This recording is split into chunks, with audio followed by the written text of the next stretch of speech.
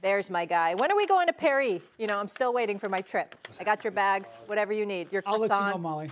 Okay. I'll let you know. It's under negotiation. Keep me posted. Have your people call my people. Hey, Stephen A., I heard you were at the game last night because someone might have sent me a picture of you in Miami there. What did last night's performance say about Jimmy Butler? Can't really say it's a bad sign. Like, you can say he's not that good. Hold on, there's something in my ear. I'm sorry. Let me say this. You're good. No, the producer has something in my ear. I'm sorry. Okay. I was disappointed. Hey, Stephen A., I heard you were at the game last night because someone might have sent me a picture of you in Miami there. What did last night's performance say about Jimmy Butler? Can't really say it's a bad sign. Like, you can say he's not that good. Hold on, there's something in my ear. I'm sorry. Let me say this. You're good. No, the producer has something in my ear. I'm sorry. Okay. I was disappointed. Okay. I was disappointed. I was disappointed because I expected and looked for Jimmy Butler to come out and be ultra aggressive, and that was not the case.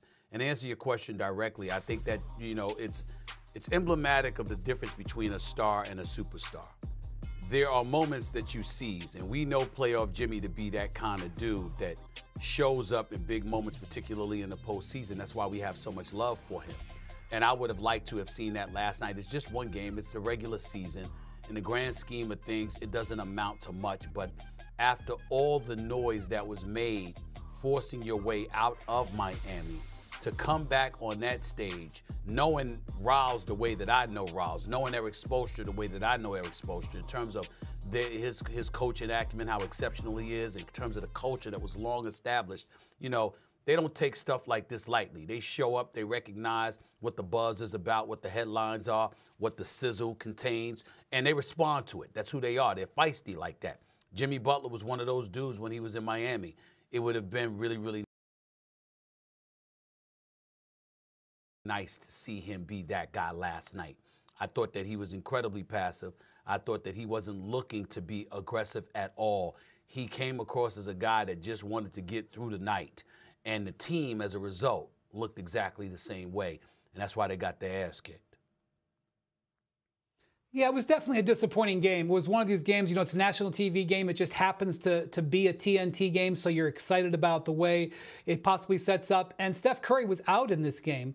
And so it sort of set up for Jimmy to do something special, and he just didn't. And the reason, look, I wasn't there, you know, like Stephen A. was. I'm watching on TV.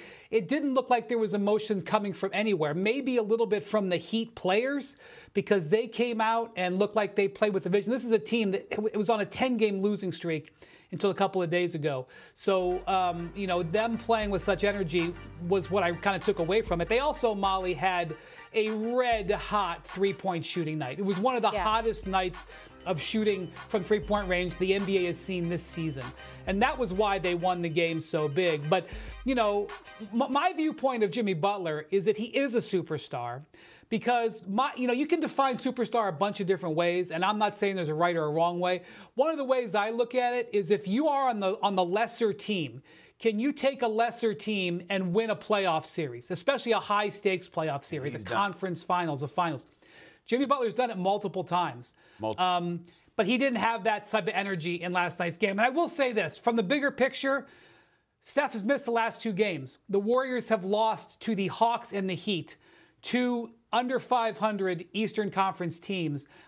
And the Lakers have been on a losing streak. They were in position to move up to fifth in the West, with this Lakers struggling a little bit right now, and they've missed an opportunity, and they didn't get a great Jimmy Butler game either the last two games. So on sort of the bigger picture, that's what I was taking away from it.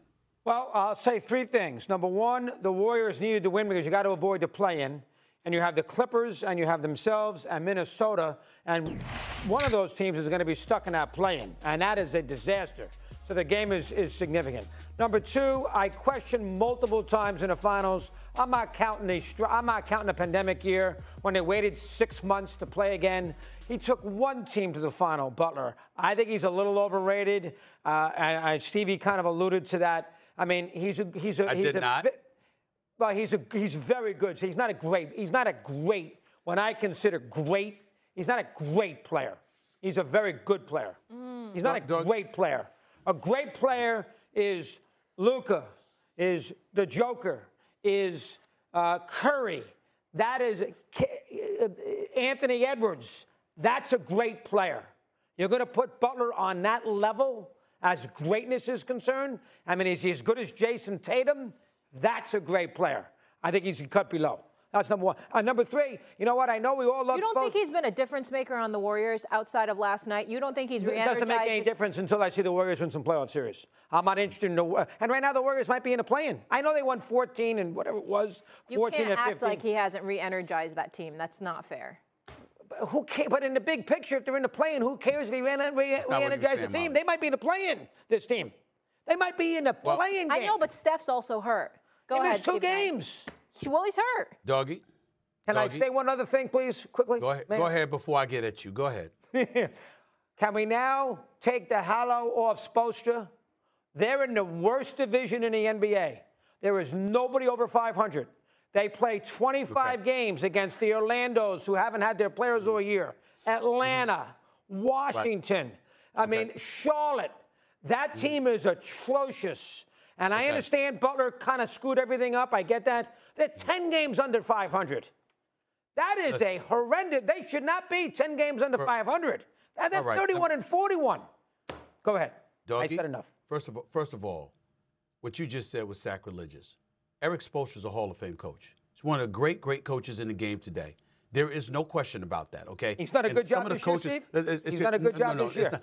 No, I'm not saying. Of course, I'm not going to say he's done a good job this year. He wouldn't tell you he's done a good job this year being 10 games under 500. But the fact is, you got to take into account the level of personnel that he has available to him, plus all the distractions that came with it. We can't ignore that. But when you give this man a shred of talent, what has he done with it? Let me tell you something right now.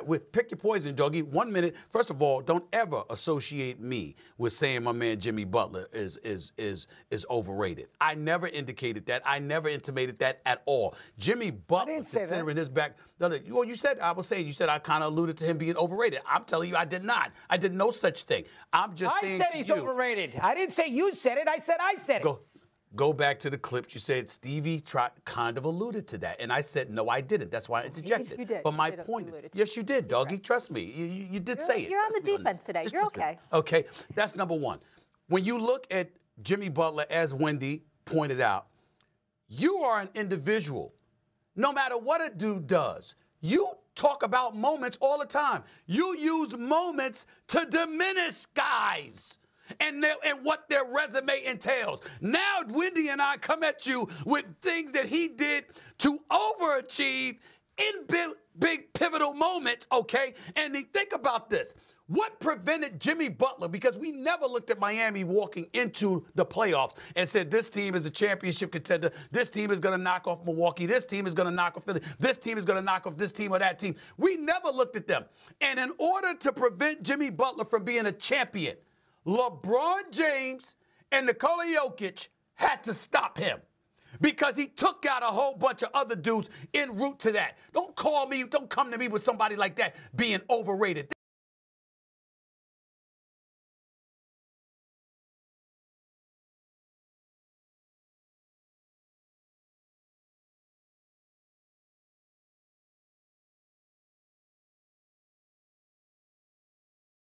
That is insane. Okay, that's number two. Number three, Eric Spoelstra, as you would point to, there are legendary coaches, past, present, etc., that will tell you. First of all, he's going to be Team USA coach if he wants it.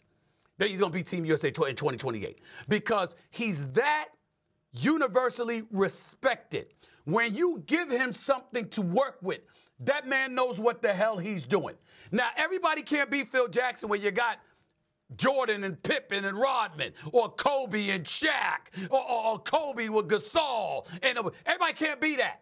Everybody can't be the Pat Rileys that had Showtime, okay? And then come to New York and try to have Bad Boys Part 2. Everybody can't do that, okay? But Eric Spoelstra is a great damn coach.